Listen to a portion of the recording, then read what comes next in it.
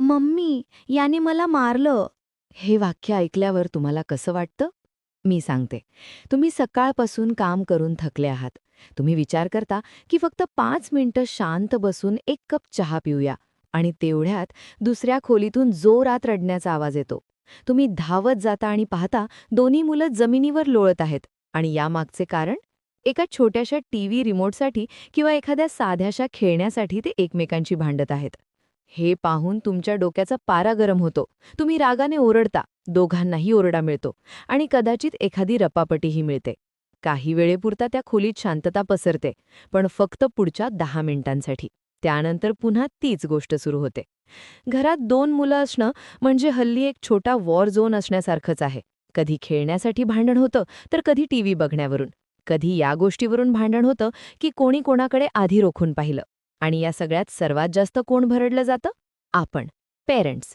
आपलं टेन्शन खूप वाढलेलं असतं. आपल्याला वाटतं की दोघांनी एकमेकांशी प्रेमाने राहावं, एकमेकांचा आधार बनावं. पण वास्तवात ते एकमेकांचे सर्वात मोठे शत्रू बनलेले असतात. आज आपण या रोजच्या कटकटीला कायमचं संपवणार आहोत. आपण आई-बाबा जेव्हाही भांडणं पाहतो, तेव्हा काय करतो? आपण लगेच एक जज बनतो. आपण विचारतो, कोणी सुरू केलं? लहान मूल रडायला लागतं आणि मग आपण मोठ्याला ओरडतो, की तू तर मोठा आहेस, तुला तर समज असली पाहिजे. तू का भांडतोयस तुझ्या लहान भावाशी? किंवा मग आपणच कंटाळून दोघांना शिक्षा करतो. दोघांचा टीव्ही आजपासून बंद. तुम्ही दोघं आपापल्या खोलीत जा. पण खरं सांगू, हा कोणताही वाद थांबवण्याचा सर्वात चुकीचा मार्ग आहे. यामुळे भांडण संपत नाही, उलट मुलांच्या मनात एकमेकांबद्दलचा राग अधिक वाढतो. मोठ्या मुलाला वाटतं की आईबाबा नेहमी लहान मुलाची बाजू घेतात. लहानास वाटतं की रडल्यामुळे त्याला सहज वाचवता येईल. त्यामुळे तो पुढेही हीच ट्रिक वापरेल. आपण त्यांना प्रॉब्लेम सॉल्व्ह करायला अजिबात शिकवत नाहीये. आपण फक्त भीतीचा वापर करून त्यांना गप्प करत आहोत. आता मी तुम्हाला एक प्रश्न विचारते. तुमचा फोन 2 सेकंदांसाठी बाजूला ठेवा आणि माझं म्हणणं लक्ष देऊ नये का? तुम्हाला आठवतंय जेव्हा तुम्ही लहान होता आणि तुमचं तुमच्या भावाशी किंवा बहिणीशी भांडण व्हायचं?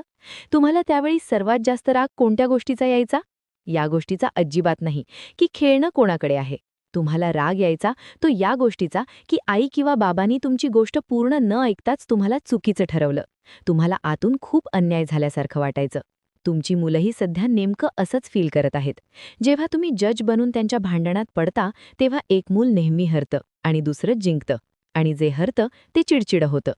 पुढे मी तुम्हाला एक अशी सोपी टेक्निक सांगेन, ज्यामुळे 3 दिवसांच्या आत ही मारामारी अगदी कमी होईल आणि ते आपापसात तडजोड करायला शिकतील. पण ही टेक्निक समजून घेण्यापूर्वी आपल्याला आपला दृष्टिकोन थोडा बदलावा लागेल. आपल्याला एक नवीन पद्धत समजून घ्यावी लागेल.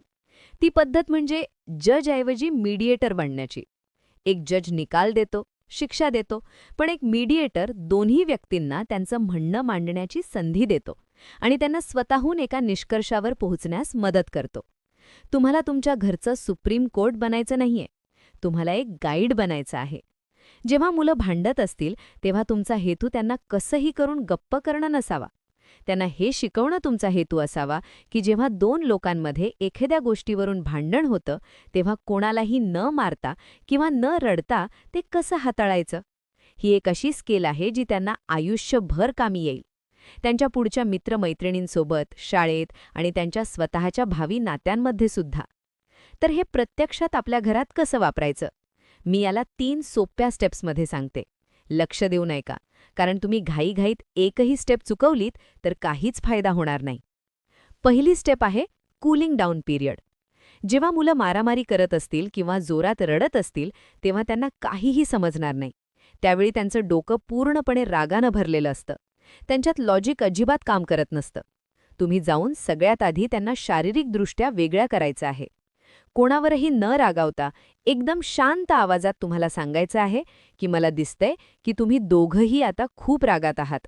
आधी आपण 2 वेगवेगळ्या खोल्यांमध्ये बसून शांत होऊ. एकाला हॉलमध्ये बसवा आणि दुसऱ्याला बेडरूममध्ये.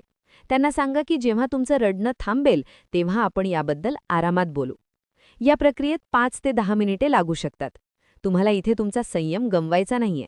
त्यांना रडू द्या. रडणं वाईट नसतं. रडल्यामुळे त्यांची चिडचिड बाहेर पडते. दुसरी स्टेप आहे त्यांचं म्हणणं लक्ष देऊन ऐकणं. पण वेगवेगळ्या खोल्यांमध्ये नाही, एकत्र. जेव्हा दोघे थोडे शांत होतील तेव्हा त्यांना समोरासमोर बसवा. आता तिथे तुम्हाला एक नियम ठरवायचा आहे. तुम्ही सांगाल की एका वेळी एक जण बोलेल आणि दुसरा शांतपणे ऐकेल. आधी तुम्ही मोठ्या मुलाला विचारा की त्याच्या मते काय झालं. जेव्हा तो बोलत असेल तेव्हा लहाण्याला सांगा की आता तुला मध्ये बोलायचं नाहीये, फक्त ऐकायचं आहे. त्यांना त्यांच्या भावना सांगू द्या. त्याला बोलू द्या की मला राग आला कारण त्याने माझं आवडतं खेळणं न विचारता घेतलं. त्यानंतर लहाण्याची वेळ येईल. तुम्ही स्वतः नोटीस कराल की जेव्हा ते एकमेकांचं म्हणणं शांतपणे ऐकतात तेव्हा त्यांचा अर्धा राग तिथेच संपतो. त्यांना फक्त हेच हवं असतं की कोणीतरी एक व्यक्ती त्यांना चुकीचं न ठरवता त्यांचं म्हणणं ऐकून घेईल. तिसरी स्टेप आहे सोल्युशन काढणं. आणि इथेच पेरेंट्स सर्वात मोठी चूक करतात. ते घाईच्या नादात स्वतःच सोल्युशन देऊन मोकळे होतात. ते म्हणतात की 5 मिनिटं तू खेळ आणि 5 मिनिटांनंतर याला दे, किंवा चला मी हे खेळणं लपवून ठेवतीये, आता कोणीच खेळणार नाही. असं अजिबात करू नका. तुम्हाला त्यांनाच विचारायचं आहे. तुम्हाला सांगायचं आहे की आता बघा, प्रॉब्लेम आपल्या समोर आहे, एक खेळणं आहे आणि तुम्हा दोघांनाही याने खेळायचं आहे. तर आता आपण यावर काय उपाय काढू शकतो. त्यांना थोडा विचार करू द्या. कदाचित सुरुवातीला ते विचित्र आयडिया देतील. लहान म्हणेल की मी पूर्ण दिवस खेळेल, मोठा म्हणेल की मी हे खेळणं फेकून देईन. तुम्हाला त्यांच्या आयडिया ऐकायच्या आहेत आणि विचारायचं आहे की काय ही खरोखरच योग्य गोष्ट आहे का. हळूहळू ते स्वतः एका प्रॅक्टिकल मार्गावर येतील. ते स्वतः म्हणतील की ठीक आहे, आधी मी थोडा वेळ खेळतो, मग मी थकेन तेव्हा याला देईन. जेव्हा मुलं स्वतः सोल्युशन काढतात तेव्हा ते खऱ्या अर्थाने त्याचं पालनही करतात, कारण तो त्यांनी स्वतः बनवलेला नियम असतो, तुम्ही लादलेला निर्णय नसतो. बरं, थोडं रिलॅक्स होऊन एका गोष्टीचा विचार करा. लहानपणी किती जणांनी आपल्या भावा-बहिणीपासून टीव्हीचा रिमोट लपवला आहे? टीव्हीच्या मागे, डब्यात किंवा सोफ्याच्या कुशनखाली. मी तर असं खूप वेळा केलं आहे. आपण सर्वांनीच हे केलं आहे. बालपणीच्या या छोट्या-मोठ्या खोड्या आज आठवताना किती छान वाटतं. पण जेव्हा आपली मुलं अगदी तेच करतात तेव्हा मात्र आपला बीपी वाढतो. आपल्याला वाटायला लागतं की आपलीच मुलं अशी का आहेत? बाकी सर्वांची मुलं तर खूप शांत असतात. असं अजिबात नाहीये. जगातले प्रत्येक बहीण-भाऊ आपापसात भांडतातच. भांडण करणं ही काही प्रॉब्लेम नाहीये. ती भांडणं कोणाच्याही मदतीशिवाय आपापसात सोडवता न येणं हा खरा प्रॉब्लेम आहे. आता आपण या संपूर्ण प्रोसेसला एका अगदी रिअल लाईफ सिच्युएशनमध्ये पाहूया. म्हणजे तुम्हाला नक्की समजेल की त्यावेळी तुम्हाला काय बोलायचं आहे. समजा तुम्हाला 2 मुलं आहेत. 8 वर्षांचा राहुल आणि 5 वर्षांचा आर्यन. दोघेही टेबलवर बसून ड्रॉइंग करत आहेत. आणि अचानक आर्यन राहुलचा रेड मार्कर हिसकावून घेतो. राहुल रागाने आर्यनला जोरात धक्का देतो आणि आर्यन रडायला लागतो. आता एक नॉर्मल पेरेंट असा रिॲक्ट करेल, राहुल, तू त्याला धक्का का दिलास? तुला माहितीये ना तो तुझ्यापेक्षा लहान आहे. लागलं असतं तर काय झालं असतं? तू नेहमीच असं करतोस. आर्यन, गप्प बस, रडणं थांबव. हा घे तुझा रेड मार्कर आणि शांत बस, नाहीतर मी ड्रॉइंग बुकच काढून घेईन. या रिॲक्शनमध्ये राहुलला वाटलं की त्याची काहीच चूक नव्हती. त्याने आधी काहीच केलं नाही, तरीही त्याला ओरडा मिळाला. त्याच्या मनात आर्यनबद्दल चीड निर्माण झाली. आर्यनला वाटलं की रडल्यामुळे त्याला मार्कर सहज मिळाला. त्यामुळे पुढेही जेव्हा काही हवं असेल तेव्हा तो हेच रडण्याचं नाटक करेल. आता आपली तीच नवीन मीडिएटर टेक्निक इथे वापरूया. तुम्ही रूममध्ये एंटर करता. तुम्ही खूप शांतपणे आवाज खाली ठेवून बोलता, राहुल आणि आर्यन, मला दिसतंय की इथे काहीतरी गडबड झाली आहे आणि तुम्ही दोघेही खूप रागात आहात. आपण याबद्दल नक्कीच बोलू, पण आधी सर्वांनी आपापले मार्कर खाली ठेवा आणि शांत व्हा. राहुल रागाने सांगतो की याने माझा मार्कर घेतला. तुम्ही म्हणता की राहुल, मी तुझं पूर्ण ऐकून घेईन, पण आधी थोडं शांत होऊया. आधी रडणं थांबव. तुम्ही दोघांना पाणी द्या आणि 2 मिनिटांनंतर जेव्हा रडणं थांबेल तेव्हा विचारा, ठीक आहे राहुल, आता तू सांग नक्की काय झालं?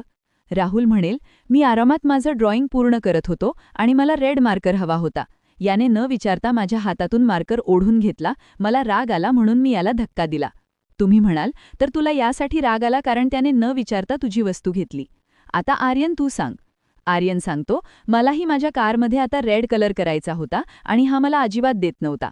याने मला जोरात धक्का दिला, मला खूप लागलं. तुम्ही लक्ष देऊन ऐकता आणि म्हणता, मला समजलं. राहुलला राग आला कारण आर्यनने न विचारता त्याचा मार्कर घेतला आणि आर्यनला वाईट वाटलं कारण त्याला रेड कलर त्यावेळी हवा होता आणि धक्का लागल्यामुळे त्याला दुखापत झाली. आता प्रॉब्लेम असा आहे की घरात रेड मार्कर फक्त एकच आहे आणि तुम्हा दोघांनाही तो एकाच वेळी हवाय. तुमच्या दोघांकडे यावर काय उपाय आहे? राहुल चिडून म्हणतो, मी आधी माझं ड्रॉइंग पूर्ण करेन. आर्यन रडत म्हणतो, नाही, मला आत्ताच हवाय, मी वाट बघणार नाही. तुम्ही विचारता, जर तुम्ही दोघेही असेच भांडत राहिलात तर बघा आज कोणाचंच ड्रॉइंग पूर्ण होणार नाही. आपण अशी काही नवीन आयडिया काढू शकतो का ज्यामुळे तुम्हा दोघांचंही काम सहज होईल? राहुल थोडा विचार करून म्हणतो, मी 5 मिनिटात कारचा रेड भाग पूर्ण करेन. त्यानंतर आर्यन आरामात घेऊ शकतो. तुम्ही आर्यनला विचारता, जोवर राहुल त्याचं काम पूर्ण करत नाही तोवर तू 5 मिनिटं शांतपणे वाट बघू शकतो का? आर्यन राजी होतो आणि होकार देतो. तुम्ही या संपूर्ण उदाहरणात काय पाहिलं? तुम्ही कोणतीही हुकुमशाही केली नाही, तुम्ही कोणालाही शिक्षा दिली नाही, कोणाला लहान किंवा मोठं ठरवलं नाही. तुम्ही त्यांना एका प्रोसेसमधून मार्ग दाखवलात. आणि मी खरं सांगते, ही काही जादू नाहीये जी एकाच वेळेस काम करेल. सुरुवातीला तुम्हाला त्यांच्यासोबत बसून हे वारंवार रोज करावं लागेल. पण तुम्ही स्वतः पाहाल की 1-2 महिन्यानंतर ते आपापसात बसूनच सांगू लागतील की मम्मी, आज आम्ही ठरवलंय 5 मिनिटं तो खेळेल आणि 5 मिनिटं मी. ही तुमची खरी सक्सेस आहे. जेव्हा मुलं इंडिपेंडंट बनतात तेव्हा ती पालकांची खरी जिंक असते. आता थोड्या मोठ्या मुलांबद्दल बोलूया. जर तुमची मुलं थोडी मोठी असतील, जसे की टीनेजर्स असतील, समजा 13 आणि 15 वर्षांच्या आसपासची असतील, तर त्यांची भांडणं या छोट्या खेळण्यांसाठी अजिबात नसतात. त्यांची भांडणं त्यांच्या पर्सनल स्पेसची असतात, प्रायव्हसीची असतात. माझा टी-शर्ट याने न विचारता का घातला? माझा फोन चार्जर याच्या रूममध्ये काय करतोय? माझ्या मित्रांसमोर याने मला असं का बोललं?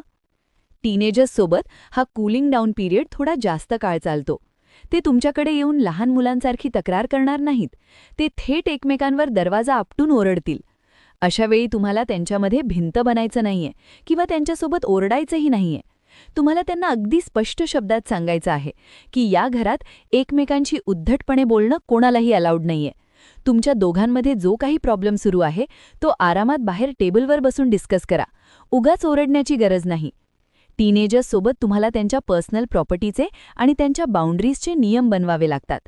त्यांना शिकवावं लागतं की कोणाच्याही रूममध्ये दरवाजा नॉक केल्याशिवाय जायचं नाही, कोणाच्याही पर्सनल वस्तूंना न विचारता हात लावायचा नाही. आणि जर तुम्ही त्यांना लहानपणापासूनच प्रॉब्लेम सॉल्व्ह करायला शिकवलं तर टीनेज येईपर्यंत तुमची अर्धी डोकेदुखी तशीच संपेल, कारण त्यांना आधीपासूनच ॲडजस्टमेंट करायची सवय झालेली असेल. मी नेहमी बघते की मुलं जेव्हा पब्लिक प्लेसमध्ये भांडतात तेव्हा पालक खूप पॅनिक होतात. समजा तुम्ही एखाद्या मॉलमध्ये गेला आहात किंवा कोणाच्या घरी लग्नप्रसंगात गेला आहात. तिथे या दोघांनी आपापसात मारामारी सुरू केली. बाकीचे लोक बघत आहेत आणि तुम्हाला लाज वाटते. अशावेळी तुम्ही सर्व काही विसरून त्यांना तिथेच ओरडायला लागता. पब्लिकमध्ये मुलांना ओरडल्यामुळे त्यांचा कॉन्फिडन्स पूर्णपणे तुटतो. जेव्हाही पब्लिकमध्ये अशी वेळ येईल तेव्हा त्यांचा हात पकडून त्यांना तिथून एखाद्या शांत जागे घेऊन जा, वॉशरूमच्या बाजूला किंवा बाहेर पार्किंगमध्ये. तिथे नेऊन त्यांना सांगा की तुमचं हे वागणं इथे खपवून घेतलं जाणार नाही. जर तुम्ही आत्ता हे थांबवलं नाहीत तर आपण थेट घरी परत जाऊ. आणि जर ते ऐकले नाहीत तर खरंच त्यांना गाडीत बसवा आणि घरी घेऊन या. एकदा तुम्ही असं केलंत तर त्यांना कायमचं समजून जाईल की तुम्ही पब्लिकमध्येही त्यांचे नखरे सहन करणार नाहीत.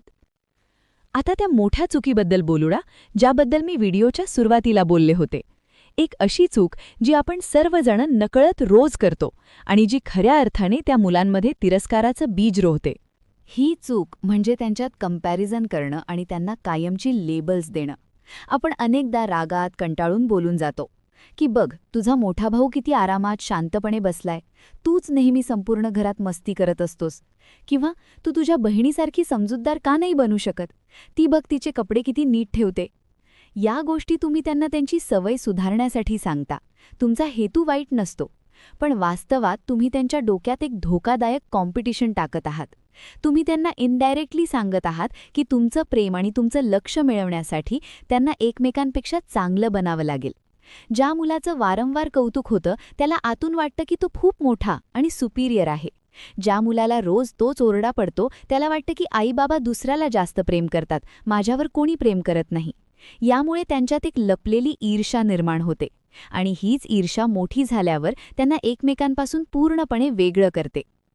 याच तुलनेसोबत आपण आणखी एक छोटी चूक करत असतो, फोर्स्ड अपॉलॉजी करून घेणं, म्हणजेच जबरदस्तीने माफी मागायला लावणं. जेव्हा ते दोघे आपापसात भांडतात तेव्हा आपण म्हणतो, चला दोघेही आत्ता याच क्षणी एकमेकांना सॉरी बोला आणि मिठी मारा. ती मुलं रागात रडत एकमेकांकडे न बघता तोंड वाकडं करून रडत रडत सॉरी बोलून देतात. ही फेक सॉरी असते, याचा काहीही अर्थ नसतो. इथून पुढे कधीही त्यांना अशा प्रकारे सॉरी बोलण्यासाठी फोर्स करू नका. त्यांना आधी त्यांचा राग नीट शांत करू द्या. जेव्हा त्यांना खरोखरच एकांतात जाणीव होईल की त्यांनी काहीतरी चुकीचं केलं होतं, तेव्हा ते स्वतःहून ते ठीक करण्याचा प्रयत्न करतील. ते येऊन एकमेकांसोबत पुन्हा खेळू लागतील किंवा स्वतःची फेवरेट चॉकलेट गुपचूप शेअर करतील. मुलांची खरी सॉरी बोलण्याची पद्धत त्यांच्या शब्दांपेक्षा त्यांच्या छोट्या छोट्या कृतींमध्ये लपलेली असते. जबरदस्ती केल्यामुळे ते फक्त त्या क्षणी ॲक्टिंग करायला शिकतात, कोणाचा त्रास समजून घ्यायला शिकत नाहीत. आणखी एक कॉमन प्रॉब्लेम पेरेंट्स मला मेसेज करून विचारतात. आता तुम्ही विचार करत असाल की हे सगळं करणं इतकं सोपं आणि प्रॅक्टिकल आहे. माझ्याकडे सकाळी सकाळी इतका वेळ कुठे असतो, जेव्हा डबाही बनवायचा असतो, ऑफिससाठीही निघायचं असतं. आणि नेमकं त्याच वेळी हे दोघं दारात भांडायला लागतात. अशावेळी मी थोडीच बसून मीडिएटर बनेन. बघा, मला खरंच माहितीये की प्रत्येक वेळी तुम्ही एक परफेक्ट आणि शांत पेरेंट बनू शकत नाही. कधीकधी तुम्ही सुद्धा टेन्शनमध्ये ओरडत असाल, आणि ती ठीक आहे. आपण सगळे माणसं आहोत, मशीन्स नाही. पण जर दिवसातून 5 वेळा भांडण होत असेल आणि त्यापैकी एखाद्या वेळेसही तुम्ही दिवसाच्या रिकाम्या वेळेत हा मीडिएटरचा रोल नीट प्ले केलात, तर हळूहळू त्यांचा माइंडसेट बदलेल. त्यांचं डोकं नवीन पद्धतीने विचार करायला सुरुवात करेल. जर सकाळच्या वेळेस अशी लढाई होत असेल जेव्हा तुमच्याकडे प्रॉब्लेम सॉल्व्ह करण्यासाठी अजिबात 1 मिनिटाचाही वेळ नाहीये, तर तुम्ही सिंपल एक रूल फॉलो करा, आणि तो म्हणजे सेपरेशन. खूप वेळ चर्चा न करता तुम्ही ती वस्तू बाजूला ठेवून द्या. जर सकाळी टीव्ही किंवा आयपॅडसाठी भांडत असतील, तर तुम्ही थेट सांगून द्या की ठीक आहे, आता तुम्ही दोघे या गोष्टीवर आपापसात शांत होऊ शकत नाही आहात, त्यामुळे आयपॅड आता 2 तासांसाठी बंद राहील. संध्याकाळी जेव्हा आपण सगळे जेवण केल्यानंतर शांत असू, तेव्हा आपण यावर बोलू. अशा प्रकारे त्यांना क्लिअर मेसेज मिळतो की भांडल्यानी आणि रडल्यानी कोणाचाही फायदा होणार नाहीये, उलट जे मिळत होतं तेही हातातून जाईल. पुढच्या वेळी ते नक्कीच आपापसात ठरवून घेतील की रडत बसण्यापेक्षा एखादा मार्ग काढलेला बरा, नाहीतर मम्मी टीव्हीच बंद करेल. आणखी एक खूप भारी मार्ग मी तुम्हाला सांगते, जो मुलांमधली टीम स्पिरिट वाढवण्यासाठी एकदम परफेक्ट काम करतो. मुलांना अनेकदा सकाळपासून संध्याकाळपर्यंत असं वाटतं की त्यांचा सर्वात मोठा स्पर्धक समोरचा भाऊ किंवा बहीणच आहे. तुम्हाला त्यांची ही भांडणाची मेंटॅलिटी बदलून त्यांना कसंही करून एका टीममध्ये आणायचं आहे. आणि टीम बनण्यासाठी त्यांना असा एखादा प्रॉब्लेम हवा ज्याच्या विरोधात ते दोघे एकत्र मिळून काम करतील. तो प्रॉब्लेम किंवा चॅलेंज तुम्ही स्वतः त्यांना देऊ शकता. समजा तुम्ही त्यांना संध्याकाळी एक टास्क देता की जर तुम्ही दोघांनी मिळून पुढच्या 10 मिनिटात या खोलीतले सगळे विखुरलेले खेळणी नीट ठेवले, तर आपण सगळे मिळून खाली आईस्क्रीम खायला जाऊ. आता इथे विचार करा, त्यांचं कॉम्पिटिशन आपापसात अजिबात नाहीये. त्यांचं कॉम्पिटिशन समोरच्या घड्याळासोबत आहे. वेळ झटपट संपत आहे. आता तुम्ही शांतपणे उभं राहून बघा, मोठा मुलगा आपोआप लहानाची मदत करू लागेल. तो म्हणेल, लवकर करा, हा डबा इकडे आण, मी याला वर ठेवतो. ते आपापसात बोलून कोऑर्डिनेट करतील, जेणेकरून काम वेळेवर होईल. असे छोटे छोटे टीम बिल्डिंगचे टास्क तुम्ही दिवसात कधीही गमतीसाठी करून घेऊ शकता. जेव्हा ते एकत्र मिळून कोणाच्याही मदतीशिवाय एखादं काम पूर्ण करतात, तेव्हा त्यांच्यातलं बॉन्डिंग आणि मैत्री नैसर्गिकरित्या मजबूत होते. त्यांना समजतं की सोबत मिळून मित्र बनून काम करणं हे एकट्याने शत्रू बनून भांडण्यापेक्षा खूप चांगलं आहे. आणि एक सर्वात महत्त्वाची गोष्ट सांगते, मुलांचा स्वतःचा एकट्याचा वेळही त्यांच्या डोक्यासाठी खूप महत्त्वाचा असतो. प्रत्येक वेळी प्रत्येक तासाला त्यांना एकत्र बेडवर बसून खेळण्यासाठी फोर्स करू नका. मोठ्या मुलाला नेहमी आपली थोडी स्पेस हवी असते, जिथे तो एकटा आपली सायकल बनवू शकेल किंवा पुस्तक वाचू शकेल. दिवसातला किमान 1 तास तरी असा नक्की ठेवा, जिथे दोन्ही मुलं वेगवेगळी आपापल्या सोयीनुसार त्यांच्या रूममध्ये किंवा वेगळ्या कोपऱ्यात बसून त्यांच्या आवडीचं काहीतरी शांतपणे करतील. त्यांना हे वारंवार सांगू नका की जा आपल्या लहान भावासोबत खेळ, एकटा का बसला आहेस. प्रत्येकाला स्वतःसोबत थोडा वेळ घालवण्याचा हक्क असतो, मग ते 5 वर्षांचं मूल का असेना. यामुळे ते चिडचिडे होण्यापासून वाचतात, आणि जेव्हा ते 1 तासानंतर पुन्हा एकत्र येतात, तेव्हा त्यांचा मूड आधीपेक्षा खूप चांगला असतो आणि भांडणांचे चान्सेस कमी होतात. एक शेवटचं छोटंसं उदाहरण घेते, जे खरंच आपल्या सर्वांच्या घरात रोज रात्री होतं. जेवणाच्या टेबलवर होणारी फालतूची लढाई. याला माझा फेवरेट निळा ग्लास हवाय, याला माझ्या खुर्चीवर बसायचंय, आज मी इथे बसेन. हे सगळं ऐकायला खूप छोट्या गोष्टी वाटतात, पण पॅरेंट्सचं डोकं ऑफिसवरून आल्यावर याच गोष्टींमुळे सर्वात जास्त खराब होतं. जेव्हाही अशा वेळी या छोट्या छोट्या गोष्टींवरून वाद होईल, तेव्हा तुम्ही तुमचे क्लिअर रूल्स बनवून घ्या. जर जेवताना कोणी मुद्दामून दुसऱ्याच्या प्लेटमध्ये हात टाकला किंवा ओरडाओरडा केला, तर त्याची आवडती वस्तू तिथून काहीही न बोलता हटवली जाईल. आणि या नियमावर नेहमी ठाम राहा. 1 दिवस मूल रडेल, टेबलवर 2 दिवस रागवेल, 3ऱ्या दिवशी त्याला स्पष्ट समजून जाईल की माझ्या रडण्यामुळे मम्मीचे नियम बदलणार नाहीत. मुलं खरंच खूप स्मार्ट असतात. ते फक्त तिथपर्यंतच तुम्हाला त्रास देतात जिथपर्यंत त्यांना वाटतं की त्यांची मनमानी चालेल आणि तुम्ही कमकुवत पडाल. जर त्यांना आधीच माहीत असेल की यांचे रूल्स फिक्स आहेत आणि हे बदलणार नाहीत, तर ते स्वतःहून विनाकारण वाद न घालता त्याचं पालन करू लागतात. भाऊ-बहिणीचं नातं जगातलं खरोखरच सर्वात विचित्र आणि सर्वात सुंदर नातं असतं. लहानपणी जे एकमेकांचे केस ओढतात, मोठे झाल्यावर तेच एकमेकांचे सर्वात चांगले मित्र आणि आधार बनतात. तुमचं काम त्यांची भांडणं आज पूर्णपणे झिरो करणं अजिबात नाहीये, कारण ते प्रॅक्टिकल नाहीये. तुमचं काम फक्त इतकंच आहे की तुम्ही त्यांना त्या पद्धती शिकवा ज्याद्वारे ते पुढे जाऊन त्यांची ही भांडणं आपापसात हात न ओढता आणि शांततेने सोडवू शकतील. आणि विश्वास ठेवा, जेव्हा तुम्ही हा नवीन मार्ग ट्राय कराल तेव्हा तुम्ही स्वतः तुमच्या घरातील वातावरण पूर्णपणे बदललेलं पाहाल. तुमची स्वतःची डोकेदुखी आणि टेन्शन अर्ध होईल. जर तुम्हाला आजच्या या सर्व गोष्टी ऐकून थोडी का होईना पण क्लॅरिटी मिळाली असेल आणि तुम्हाला वाटत असेल की तुम्ही खरंच या तुमच्या घरी ट्राय करू शकता, तर मला कॉमेंट्समध्ये लिहून नक्की सांगा. तुमच्या मुलांची सर्वात मोठी लढाई रोज कोणत्या एका गोष्टीवर होते हेही माझ्यासोबत कॉमेंट सेक्शनमध्ये शेअर करा. मी वेळ काढून त्याचं सोल्युशन तिथे नक्की लिहीन. जर तुम्ही या चॅनलवर नवीन आहात आणि अशाच रिअल लाईफ प्रॅक्टिकल आणि एकदम स्मार्ट पेरेंटिंग टिप्स रोज हव्या असतील ज्या खऱ्या अर्थाने सामान्य घरांमध्ये काम करतात, तर चॅनलला सबस्क्राईब करायला अजिबात विसरू नका. या व्हिडिओला आत्ताच लाईक करा, जेणेकरून यूट्यूब याला आणखी अशा पालकांपर्यंत पोहोचवेल जे रोज सकाळ संध्याकाळ या वॉर झोनमध्ये त्रस्त होत आहेत. मी आहे प्रिया आणि तुम्ही पाहत होतात मिसेस प्रिया इन्फो. चला तर मग मी तुम्हाला खूप लवकर पुढच्या व्हिडिओमध्ये भेटते. तोपर्यंत तुमच्या घरात आनंदी रहा, शांत रहा आणि तुमच्या मुलांना आपापसात शिकण्याची पूर्ण संधी द्या.